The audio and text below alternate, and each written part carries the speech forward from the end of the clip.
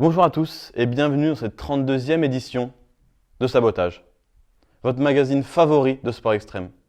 Aujourd'hui, nos reporters et amateurs de skate nous ont concocté une rubrique spécialement sur le skate à Lyon. Aujourd'hui, nous recevons un ancien skater et désormais vendeur dans un magasin spécialisé de skate. Il va nous en apprendre plus sur cette discipline mythique. Ne bougez pas, c'est maintenant. Alors moi c'est Arthur, j'ai 20 ans, je fais du skate depuis 5-6 ans. J'ai été entraîné par mes potes. De base c'était juste un petit amusement tu vois entre copains et c'est devenu un peu une passion et j'ai eu la chance de venir travailler ici à Wall Street en alternance. Ouais à Lyon, enfin même dans le monde entier, il y a le street, donc c'est vraiment le skate puriste qui se balade dans la rue, qui chope les bancs. Sinon il y a le parc, donc ça c'est un peu la hantise des streeteux, c'est ceux qui vont dans les skateparks en fait, c'est là où il y a plein de gamins, c'est un peu relou, c'est l'école du skate on va dire. Mais bon, il y a une petite rivalité entre les deux quand même, c'est bien la guéguerre. Le premier shop, c'était un shop de montagne avec je sais pas, des skis, des snow et tout. Et il a vu que ça marchait bien le skate dans l'Europe et du coup il a chopé des skates et il a commencé à en vendre. Et ça s'appelait Surplus des Neiges et ouais, c'était dans les années 85. Wall Street ça a ouvert en 98, donc c'était un ancien shop, il était plus rue de la République. Et puis là, il y a 3 ans, on s'est installé ici. Plus d'espace, mieux placé, et puis tout mieux quoi. Celui qui veut se lancer en skate, déjà il faut éviter d'aller sur les sites internet parce que des fois sur les grosses chaînes ou quoi, il y a un peu des mythos ou même c'est de la mauvaise qualité, on n'a pas trop d'infos. Donc il vaut mieux aller dans les skate shops locaux.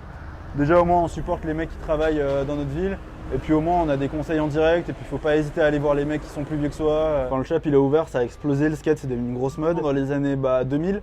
Après c'est un peu tombé dans les oubliettes jusqu'à 2010. Et puis là, en ce moment, on est dans la pleine période, même s'il y a le Covid et tout ça, ça marche de ouf. Il y a quand même une bonne communauté qui nous suivent et qui viennent quand même acheter leur matos ici. En ce moment, le Click and Collect, on divise le chiffre par 2 ou par 3. On a mis un petit stand devant, histoire de faire un peu comme les brocantes, tu vois, vendre un peu du matos à emporter. À Lyon, ça a été connu pour le street de manière européenne et même dans le monde entier. Là, il y a des spots de malades, même la place Louis Pradel, c'est la place la plus connue dans le monde. Bon, c'est là qu'il y a eu des gros stuff. Tellement il a été skaté que le marbre sur la place a été éclaté en deux, elle a dû être rénovée pendant 1 an et demi. Du coup, il y avait les Jeux Olympiques, le skate ça allait rentrer comme une nouvelle discipline.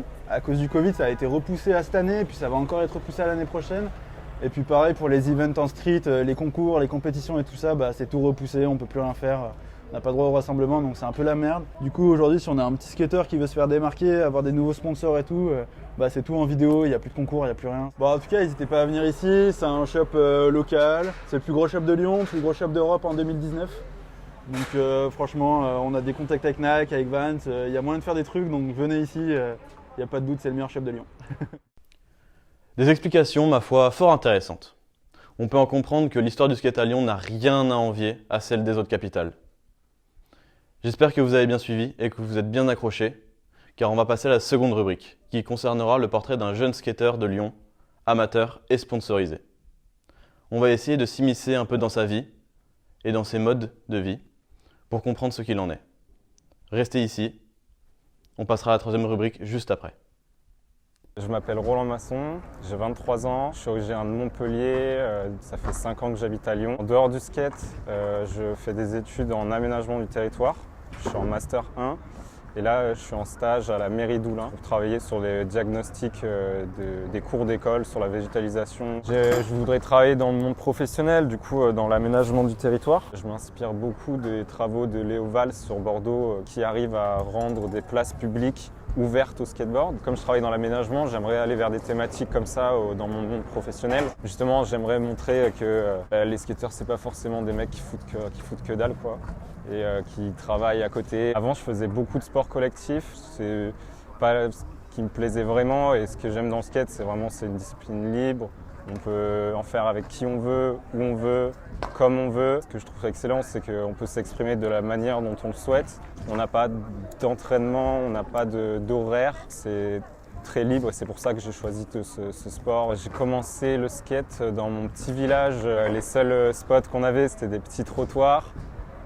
C'était pas fou. Avec la mairie de mon village, on a réussi à fabriquer un skatepark dans mon petit village. J'ai commencé le skate, c'était vraiment la mode aussi. Après, dans ces années-là, je me cherchais un peu et au final, j'ai vraiment trouvé, je me suis vraiment consacré à ça. Après, j'ai bougé à Lyon et là, c'est d'autres 5 années où j'ai vraiment pris beaucoup de niveaux.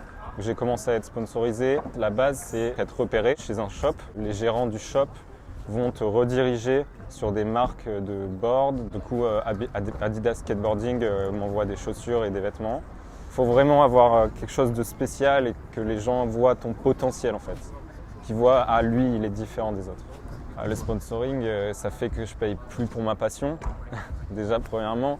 Et ça permet aussi d'aider pour certaines compètes, aussi pour rencontrer des gens, pour mettre en relation avec d'autres personnes.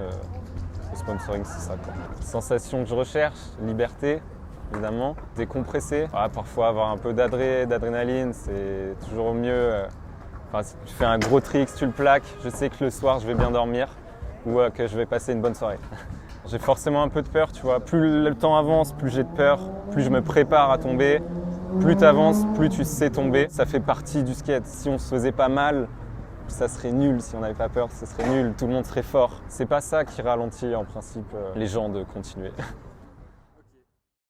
Merci à Roland Masson pour ce portrait très intéressant qui nous fait comprendre l'importance et l'intérêt de la persévérance et de la liberté de chacun. J'en profite pour passer un message et un bon courage à tous les amateurs de sport extrême qui sont bloqués ou dans l'incapacité de pratiquer. Désormais, nous allons passer à la troisième et dernière rubrique qui sera composée des meilleures images d'une session de skate filmée ce week-end avec Roland Masson.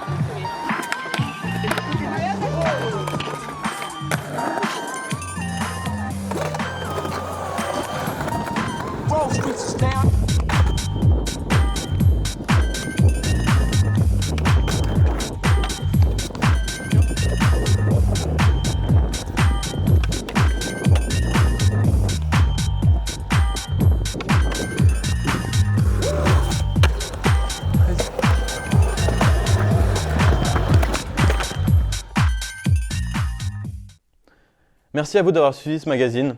C'était la 32e édition de Sabotage. On se retrouve la semaine prochaine pour un magazine sur l'handiski.